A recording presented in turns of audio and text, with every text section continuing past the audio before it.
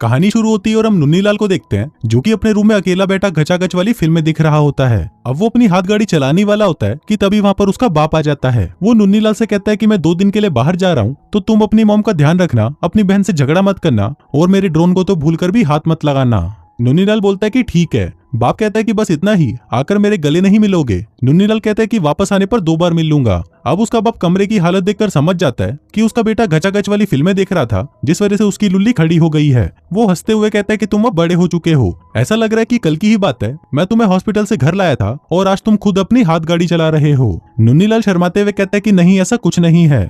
बाप कहता है कि अरे कोई बात नहीं, तुम्हें एक नया खिलौना मिला है, ये दुनिया का बेस्ट खिलौना है और तुम जितना चाहो इससे खेलते रहो और याद रखना मुझे तुम पर गर्व है। बहनचोद ये कैसा बाप है। इसके बाद हम नुन्नीलाल के बाकी 2 दोस्तों को देखते हैं जिनके नाम थे गदर गांडू और चोमड़ा। गदर गांडू बताता है कि मेरी बेबी सीटर ने कहा था कि वो 6th क्लास के बाद मेरी हाथ गाड़ी चलाएगी। चोमड़ा पूछता है कि ये हाथ गाड़ी क्या होती है। गदर गांडू कहता है कि लड़की तेरी बंदूक को तब तक मसलती है जब तक तेरा पानी ना निकल जाए, जिसके बाद तुझे वो पानी खुद ही साफ करना होता है। दूसरी तरफ हम गंगू गंडमरी को देखते हैं जो कि अपने बॉयफ्रेंड बब्बन भोसड़ी वाले के साथ चुम्मा चाटी कर रही थी, लेकिन तभी वो देखती है कि वहां पर वो तीनों हरामी भी खड़े होते हैं जो कि उनके कार्यक्रम को काफी एंजॉय कर रहे थे। तभी बब्बन भोसड़ी वाले को गुस्सा आ जाता है और वो उन तीनों को वहां से भगा देता है। फिर अगले दिन वो तीनों एक स्केट पार्क में जाते हैं जहाँ पर नुन्नीलाल अपनी क्रश फुलझड़ी को देखता है। यहाँ पर हमें पता चलता है कि फुलझड़ी नुन्नीलाल के बचपन का क्रश है, जिसे देखकर नुन्नीलाल का हमेशा ही पानी निकल जाता है। फिर घर पर हम चोमड़ा को देखते हैं जहाँ पर उसके पेरेंट्स उसे बताते हैं कि वो डिवोर्स ले रहे हैं। अब ये सुनकर चोमड़ा की फट जाती है और वो निराश हो जाता है। तभी उसका बाप कहता है कि तुम चिंता मत करो, मैं और तुम्हारी माँ आपसे बेस्ट फ्रेंड्स रहेंगे और शायद हम कभी कभी घचाघच भी कर लिया करेंगे। अब ये सब जानकर चोमड़ा को बहुत बुरा लग रहा था क्योंकि उसका हंसता खेलता परिवार अब उजड़ने वाला था। फिर अगले दिन जब वो तीनों स्कूल में लंच कर रहे होते हैं तभी नुन्नीलाल वहां पर फुद्दी फेवरेट को देखता है जो कि स्कूल का सबसे कूल लड़का होता है। गदर गांडू बताता है कि फुद्दी फेवरेट इतना कूल है कि उसने बनछोड़ दास को पीट डाला और फिर उसकी बहन के साथ घचाघच किया। नुन्नीलाल कहता है कि उसने अपनी ही बहन के साथ घचाघच किया, जिस पर गदर गांडू कहता है कि नहीं बे भोसड़ी के, उसने बनछोड़ दास की बहन के साथ घचाघच किया। तब भी फुद्दी फेवरेट नुन्नीलाल को इशारा करता है और उसे अपने पास बुलाता है। वो कहता है कि सुना है तेरी लुल्ली 2 सेकंड में ही खड़ी हो जाती है और कहीं भी घुस जाती है। नुन्नीलाल कहता है कि हाँ, मैं ऐसी छोटी छोटी गुफाओं में बड़ी बड़ी लुल्ली घुसाता रहता हूँ। फुद्दी फेवरेट उससे इंप्रेस हो जाता है और कहता है कि मैंने कल रात घर पर एक पार्टी रखी है और यहाँ पर बैठे सभी वहाँ पर आ रहे हैं, क्या तुम भी आना चाहोगे? तभी नुन्नीलाल वहाँ पर फुलझड़ी को देखता है और वो भी उस पार्टी में आ रही होती है। नुन्नीलाल कहता है कि ठीक है, पर मैं अपने दोस्तों को भी अपने साथ लेकर आऊंगा। फिर फुद्दी फेवरेट उसे बताता है कि वहाँ पर एक किसिंग पार्टी भी होगी। अभी सुनकर नुन्नीलाल की फट जाती है क्योंकि उसने आज तक किसी को भी किस नहीं किया था। फिर वो अपने दोस्तों के पास आता है और उनको कहता है कि फुद्दी फेवरेट ने कल रात हमें अपनी पार्टी में बुलाया है। अभी सुनकर वो दोनों खुश हो जाते हैं, लेकिन तभी नुन्नीलाल कहता है कि वहाँ पर एक किसिंग पार्टी भी होगी। वो पूछता है कि क्या तुम लोगों को किस करना आता है, जिस पर वो दोनों बोलते हैं कि नहीं, हमें लंड भी नहीं पता कि किस कैसे करते हैं। फिर स्कूल से घर आने के बाद वो इंटरनेट पर ढूंढने लगते हैं कि किस कैसे करना है, लेकिन वो किस की जगह पर बब्बे टाइप कर देते हैं, जिससे वहाँ पर ब्रा की साइज और ब्रेस्ट कैंसर के आर्टिकल्स आ जाते हैं। तभी गदर गांडू के दिमाग में एक आइडिया आता है और वो इंटरनेट पर सर्च करता है घचाघच की फिल्में। तभी उन्हें एक अच्छी सी वीडियो मिलती है और वो सभी उसे देखने लगते हैं, लेकिन जैसे ही उसमें घचाघच होना शुरू होता है वो सभी घबरा जाते हैं और उसे बंद कर देते हैं। नुन्नीलाल कहता है कि उन्होंने तो किस किया ही नहीं, वो लड़की तो सिर्फ उसका गन्ना चूस रही थी। अब उन्हें किसी को तो किस करते हुए देखना ही था। तभी नुन्नीलाल उसे अपने पड़ोसी के घर पर लेकर जाता है और कहता है कि मेरी पड़ोसी बहुत बड़ी ठरकी है जो दिन रात सिर्फ घचाघच के बारे में ही सोचती रहती है। वहीं हम देखते हैं गंगू गंडमरी और उसकी बेस्ट फ्रेंड छिनाल को, जो कि आज रात पार्टी करने का प्लान बना रही थी। तभी वहां पर गंडमरी का बॉयफ्रेंड बब्बन भोसड़ी वाला आता है और उसे गांजे की गोलियों का एक डिब्बा देता है। इसके बाद वो गंडमरी से कहता है कि आज रात को मेरे घर पर आ जाना, हम मिलकर धमाल करेंगे। लेकिन गंडमरी उसे मना कर देती है और कहती है कि आज रात को तो मेरा छिनाल के साथ मजे करने का प्लान है। अब ये सुनकर बब्बन भोसड़ी वाला अपसेट हो जाता है और गंगू गंडमरी को कहता है कि साली कुती, अब तो तू इस छिनाल से ही अपनी गांड मरवा और अब मेरे पास वापस कभी मत आइयो। जिसके बाद वो उससे ब्रेकअप करके वहां से चला जाता है। दूसरी तरफ हम उन तीनों हरामियों को देखते हैं जिन्हें गंडमरी को किस करते हुए देखना था, इसलिए नुन्नीलाल अपने बाप का कीमती ड्रोन निकाल लेता है और उससे उन लड़कियों के घर पर झांकने लगता है। लेकिन तभी वो तीनों चूतिए आपस में ही लड़ने लग जाते हैं, जिससे वो ड्रोन नीचे आ जाता है और वो लड़कियां उसे पकड़ लेती हैं। अब नुन्नीलाल को कैसे भी वो ड्रोन वापस लेकर आना था, क्योंकि अगर उसके बाप को पता चला कि नुन्नीलाल ने उसका ड्रोन घुमा दिया है तो वो नुन्नीलाल की गांड तोड़ देगा। इसलिए वो तीनों अपना ड्रोन वापस लाने के लिए उन लड़कियों के घर पर जाते हैं और कहते हैं कि दीदी, हम अपने ड्रोन से एक टर्टल की फैमिली को देख रहे थे, लेकिन शायद वो ड्रोन गलती से आपके घर पर आ गया है। गंडमरी कहती है कि हाँ, वो ड्रोन हमारे पास ही है, लेकिन अब वो हम तुम्हें वापस नहीं करेंगे। नुन्नीलाल उनसे रिक्वेस्ट करता है कि प्लीज हमें वो वापस कर दो, ये मेरे डैड का है और अगर उन्हें पता चल गया तो वो मेरी गांड मार लेंगे। लेकिन वो लड़कियां उन्हें मना कर देती हैं और वहां से भगा देती हैं। लेकिन तभी हम देखते हैं कि गदर गंडू उनके बैग को चुरा लाया था, जिनके अंदर उसके सामान के साथ साथ उनके गांजे की गोलियों की वो डिब्बी भी थी। अब उन तीनों को लगता है कि शायद वो विटामिन की गोलियां हैं, इसलिए वो उस डिब्बी को खोलने की कोशिश करते हैं लेकिन नहीं खोल पाते। तभी गंडमरी के फोन पर उसका फोन आता है और वो उन्हें कहती है कि मुझे मेरा बैग अभी वापस चाहिए, नहीं तो मैं तुम तीनों की गांड मार दूंगी। तभी नुन्नीलाल कहता है कि मैं लीडर नुन्नीलाल बोल रहा हूँ और अगर तुम लोगों को अपना बैग वापस चाहिए तो हमारा ड्रोन लेकर कल सुबह 7 बजे पार्क में आ जाना, और एक बात याद रखना, हमारी गांड में कभी उंगली मत करना। फिर अगले दिन वो दोनों लड़कियां ड्रोन लेकर वहां पर पहुंच जाती हैं और कहती हैं कि हमें हमारा बैग वापस दो और अपना ड्रोन ले लो, नहीं तो बहुत पिटोगे। गदर गंडू कहता है कि भोसड़ी की चुप कर। तभी छिनाल चिल्लाते हुए कहती है कि हमें बस वो गांजे की गोलियां चाहिए। नुन्नीलाल पूछते हैं कि ये गांजे की गोलियां क्या होती हैं, जिस पर गदर गंडू कहता है कि वो घचाघच करने वाली गोली है। तभी चोमड़ा कहता है कि तुमने हमसे घचाघच वाली गोलियां मंगवाई, तुम्हें पता नहीं है कि हम बच्चे हैं। इसके बाद वो तीनों आपस में डिस्कस करने लगते हैं और गदर गंडू कहता है कि इन छिनालों को अपनी जिंदगी बर्बाद करनी है तो करने दो, हमें तो ड्रोन से मतलब है, इसलिए हम उन्हें गोलियां देकर ड्रोन वापस ले लेते हैं। लेकिन तभी नुन्नीलाल के पिछवाड़े में चुल सी मचती है और वो कहता है कि मेरे पास एक आइडिया है जिससे ड्रोन भी मिल जाएगा और हमें वो गोलियां वापस भी नहीं देनी होंगी। जिसके बाद वो उस ड्रोन को एक्टिवेट कर देता है और उसे उड़ाते हुए वहां से भागने लगता है। लेकिन तभी वो ड्रोन एक बस से टकराता है और टूटकर चकनाचूर हो जाता है। अब उनको कैसे भी एक नया ड्रोन खरीदना था, लेकिन उनके पास इतने पैसे नहीं थे कि वो उस ड्रोन को खरीद सकें। लेकिन तभी गदर गांडू को एक आइडिया आता है और वो उनको कहता है कि मेरे पास कुछ ऐसा है जिससे हमें पैसे मिल जाएंगे। जिसके बाद हम देखते हैं कि गदर गांडू एक मुठ्ठल आदमी को अपने घर पर बुलाता है जो कि हाथ गाड़ी चला चला कर थक चुका था, लेकिन उसकी चूते जैसी शक्ल होने की वजह से उससे कोई भी लड़की पटती नहीं थी। इसलिए गदर गांडू उस मुठ्ठल को अपने बाप की घचाघच वाली गुड़िया बेच देता है ताकि वो मुठ्ठल नकली ही सही लेकिन एक खूत का तो एक्सपीरियंस ले सके।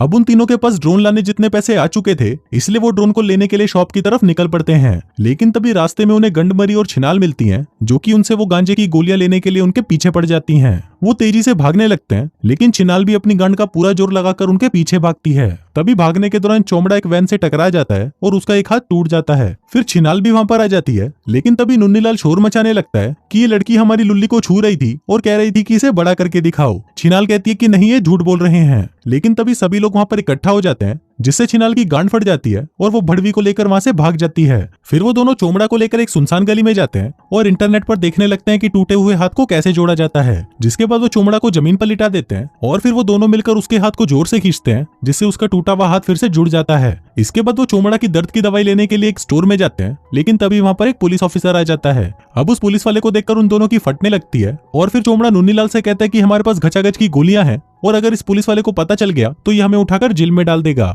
अब चोमड़ा की ज्यादा ही फटने लग जाती है, इसलिए वो पुलिस वाले को बता देता है कि हमारे पास घचाघच की गोलियां हैं। लेकिन जब वो पुलिस वाला उन गोलियों को देखता है तो वो विटामिन की गोलियां होती हैं।